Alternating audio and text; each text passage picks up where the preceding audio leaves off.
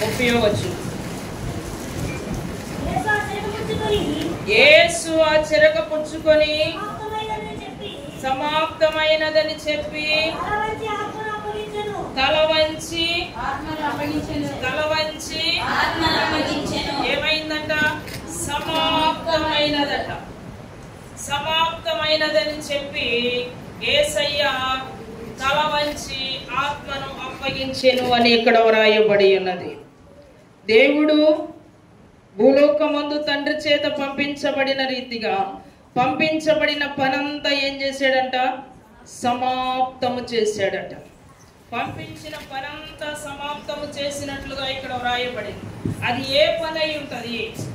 ఏ పనిని దేవుడు సమాప్తం చేస్తున్నాడు? ఏ పని సమాప్తమును చేశాడంటే యోహాను సువార్త 17వ అధ్యాయం 4వ వచనములో, చేయుటకు నీవు నాకు ఇచ్చిన పని నేను సంపూర్ణముగా నెరవేర్చి భూమి మీద నిన్ను మహిమపరచితిని. తండ్రి కుమారునికి ఏ పని చేయడానికి ఇచ్చాడో ఆ పని భూమి మీద ఏం చేశాడంట? నెరవేర్చాడట. ఎంత సగం అంటారా? సంపూర్ణముగా నెరవేర్చాడు. నేను సమాప్తమైనది అని తల వంచి దేవుడు ఆత్మను అప్పగిస్తూ ఉన్నాడు అంటే దేవుడు చెయ్యడానికి ఏ ఏ పనిని తండ్రి కుమారుడికి అప్పగించాడో ఆ పనంతా పూర్తి చేసేసాడు. ఒక తల్లి బిడ్డకి నీవు ఫలానా పని చేస్తే నేను నీకు ఏదో ఒకటి ఇస్తాను అని చెప్తే పిల్లలు ఏం చేస్తారు? త్వరగా పని చెప్పి, అమ్మ నువ్వు చెప్పిన పనంతా నేను చేసేసా, నువ్వు చెప్పిన పని అంతా చేసా, అరే ఆ పని చేసావా? చేసా. ఇంకేమైనా మిగిలింది ఏం లేదు, అంతా చేశానంటే తల్లి ఏం చేస్తుంది? చాలా సంతోషిస్తుంది. అలాగే తండ్రి కూడా కుమారునికి కొన్ని పని అప్పగించాడు. పనంతా నెరవేర్చబడింది. నెరవేరిన తర్వాత దేవుడు ఏం చేస్తున్నాడు? సమాప్తమైనది అని చెప్పాడు. ఏంటి ఆ పని? చేయుటకు ఇచ్చిన పని భూమి మీద ఏమేమి చేశాడు అంటే దేవుడు మానవాళికి ఏం చేశాడంటే నీవు వారికి అనుగ్రహించినటువంటి వాక్యమును నేను వారికి వివరించాను, వాక్యము ద్వారా నేను అనేకులను నీ యొద్దకు త్రిప్పాను అని 17వ అధ్యాయం 7వ వచనములో మాట్లాడుతూ ఉన్నాడు. ఆ తర్వాత 9వ వచనములో నేను ప్రజల కొరకు ప్రార్థన చేశాను, లోకములో వారి కొరకు కాదు గాని నీవు నాకు అనుగ్రహించు వారి కొరకే నేను చేశాను. ప్రార్థన. యేసు ప్రభు ఏం చేశాడట? ప్రార్థన చేశాడట. గెత్సేమని తోటలో ప్రార్థన చేశాడా?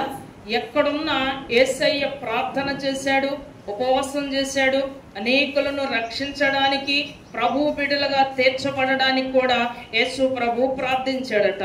ఆ తర్వాత మాట్లాడుతున్నాడు ఏంటంటే నేను వారి యొద్ద ఉండగానే ఇప్పటి వరకు నేను వారిని కాపాడుతూ ఉన్నాను, వారి యొద్ద నుండి నేను కాపాడాను, మరలా నేను తిరిగి నీ యొద్దకు రావాలి కాబట్టి నీవు కూడా నేను ఎవరెవరిని రక్షించానో, ఎవరు ప్రభు వైపు త్రిప్పబడ్డారో, ఎవరు ప్రభు రక్తములో కడగబడ్డారో ఆ ప్రజలు నేను కాపాడినంత కాలము కాపాడుతున్నాను. ఇప్పుడేం చేయాలి? నీవు కూడా వారిని కాపాడాలి అని 12వ వచనములో వ్రాయబడుచు ఉన్నది. ఎక్కడ? నీవు కూడా వారిని తండ్రి వారిని కాపాడాలి. ఎక్కడ నుండి కాపాడాలి? నేను వారిని భద్రపరచితిని గనుక లేఖనము నెరవేరునట్లు పుత్రుడు తప్ప వారిలో మరి ఎవడునూ నశింపలేదు. ఎవరట? నాశన పుత్రుడు. ఇప్పుడు నేను నీ యొద్దకు వచ్చుచున్నాను, నా సంతోషము వారి యందు పరిపూర్ణమగునట్లు లోకమందు ఈ మాట చెప్పుచున్నాను, వారికి నీ వాక్యమును ఇచ్చి ఉన్నాను. ఏమిచ్చాడట దేవుడు? మనకి వాక్యమునిచ్చాడు. దేవుడు మనల్ని భద్రపరిచాడు. నాశన పుత్రుడు ఏం చేయకూడదు? మనల్ని ఏ విషయంలో కూడా మనల్ని నాశనము చేయకుండా మనల్ని భద్రపరచాలని యేసు ప్రభు వారు తండ్రిని వేడుకుంటూ ఉన్నాడు. దేవుడు మనకి ఏదేదో అందరిలాగా ఆచారాలు కాదు గాని ఏమిచ్చాడంట? మనకి వాక్యమునిచ్చాడట. నేను వారికి నీ వాక్యమును ఇచ్చి ఉన్నాను. దేవుడు మనకి వాక్యమునిచ్చాడు. మధ్యాహ్నపు వేళలో మనం ఉన్నాం. దేవుడు మనకు వాక్యమునిచ్చాడు, సమాప్తమై ఉన్నది, సమస్తమును చేశాడు. చేయడానికి నీవు నాకు ఏ పనినిచ్చావో ఆ పనంతా నేను సంపూర్తి చేశానని తండ్రితో యేసు ప్రభు మాట్లాడుతూ ఉన్నాడు. ఈ అంచె దినాలలో, ఆఖరి గడియలలో మనం ఉన్నాం. దేవుడు కూడా మనకు ఒక పని అప్పగించాడు. మనము రక్షణ పొందాలి, మన కుటుంబం రక్షణ పొందాలి, మన రక్త సంబంధులు రక్షణ పొందాలి, ఎవరు నశించకూడదని దేవుడు మాట్లాడుతున్నాడు. లోకంలో ఎవరు నశించిపోకూడదని ఆయన ఈ లోకంలోనికి వచ్చాడు.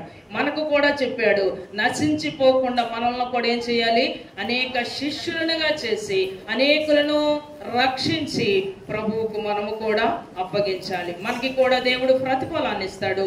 ఆ రీతిగా మనము కూడా వాక్యమును ధ్యానించిన వాక్యం మన కడుపులో నుండి జీవజలాలు పొక్కాలి. ఎవరు నా యందు విశ్వాసం ఉంచుతాడో, విశ్వాసం ఉంచిన వాని కడుపులో నుండి ఏమి ఉబుకుతాయట, జీవజలములు ఊపుకుతాయి. అలాంటి జీవజల నది అయిన యేసయ్య వాక్యమును మనము అనేకులకు ప్రకటించే వారముగా ఉందుముగాక.